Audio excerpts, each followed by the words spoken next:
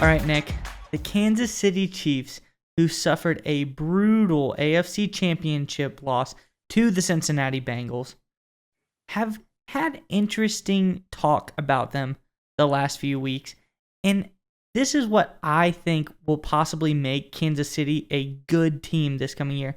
They're learning from their loss. They're trying to adapt from it and, use it to the best of their advantage, as tough as a loss like that is. And I think you have a story that really highlights what the Chiefs maybe could possibly do to get better this season. But before we get into that, I want to ask the Kansas City Chiefs fans, do you think this tough loss will motivate the Chiefs with all of their additions to make it to a Super Bowl this season? Comment below and let us know what you think. But anyways, Nick, why don't you give us a story on this? Yeah, so Mark Schofield over at Touchdown Wire had a piece describing exactly what you're talking about. The Chiefs trying to overcome and deal with the bitter wounds from their loss in the AFC Championship game. Quarterback Pat Mahomes says he's still dealing with the wounds from the collapse, calling the game his worst playoff football. I think the interesting tidbit looking back on it, and this is what Schofield highlights in his piece, is the defensive adjustment the Cincinnati Bengals made, and that the second half of that game, they shifted to a predominantly drop 8 defensive coverage. That's dropping 8 defenders into zone, only rushing 3. They did that, according to Schofield's piece, 45% of the pass plays in the second half. And we want to highlight here. Yeah, exactly. We want to see and kind of highlight what that means. So what we got right here is the third down late in the game as the Chiefs are driving to potentially take the lead. At this point, they're in field goal range to force overtime. And you look at here, all the Chiefs are in the pass routes, and you see all 8 defenders in zone, and every single one of these defenders is either stuck to a guy or covering their zone. And all these receivers, these Chiefs playmakers, what they like to do in these situations is run to daylight, run to where there's visibility for them to give Patrick Mahomes a window to throw the football to. The problem is, Mize, there's no window there. There's just nothing for them to do. And in these kind of situations, all Mahomes can try and do is scramble around and sometimes do too much. And in this case, he took a sack and almost fumbled the game away here. Now, let's go back to the beginning of the play, and let's look at what the Chiefs could have done. So let's start on the top part of the screen there. You see Tyreek Hill lined up in what looks like a sort of indented slot there on his alone there. If you look how far off the defender is, that's a great position for kind of fade route, back shoulder position right there. Unfortunately, Hill's a little small, obviously, and being a shorter player. That's not really his game.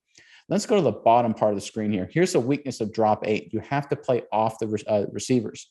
What that allows you to do is it lets the receivers get positioned where they can catch the football, kind of put their body in between the defender and the quarterback. And so here's an example of how they could do that. So if those 2 slot receivers there went vertical and pushed the zone defenders back in that area, and you had the outside receiver, who in this case would probably be Marquez Valdez-Scantling, a new addition that you talked about, running a slant or in-breaking route. That's a perfect situation, that coverage, for a relatively easy completion for a score. You look on the top part where we had Tyreek Hill. I look at Justin Ross being the kind of guy that could fill that role. That's what he did very successfully with his time with Trevor Lawrence at Clemson. So again, like you talked about, the loss of losing to the Bengals has really have to fuel them and provide motivation. But I think it's a good point to bring up the players they've added, the changes that will make to the schematic approach on offense, and how that could really help them in situations like that going future. Yeah, and I think, like you said, a bigger guy, maybe a better back shoulder fade target. You think of a guy, like you said, a Justin Ross, maybe a Juju Smith-Schuster, anyone like that, a big guy who can win a 50-50 ball. But also, like you said, these guys in the bunch right here, they open the seams up down the field, and you get your Marquez Valdez-Scantling to hit that quick slant across the middle, which would also open up a lot of the field as well. So, and this really brings me back, obviously being a Baltimore fan, I know how teams adapt to offenses. We had a primarily running-based offense in Lamar's first season when he took over for Joe Flacco, and the LA Chargers now adapted perfectly to it. They used Derwin James to kind of spy and, really, really shut down our offense. That was a really tough look. We went on that huge 8-0 winning streak, get into the playoffs, and then all of a sudden the Chargers shut us down. And then we adapt from it and go back and we beat them in the season the following year. So it's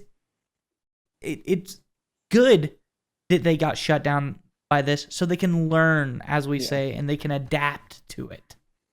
Well, Ryan, you brought up the point about adaptation, because that's really important, because the more film an offense has, especially at the quarterback and what a quarterback likes to do, or more film a defense has, I'm sorry, the more time and ability they have to create a countering strike to them, so to speak, a defense that frustrates them.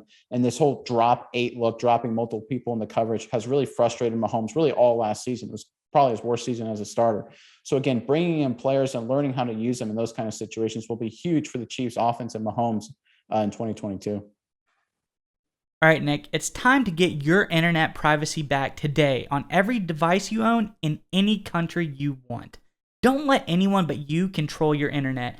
NordVPN keeps you safe from prying eyes wherever you go online with their military-grade encryption.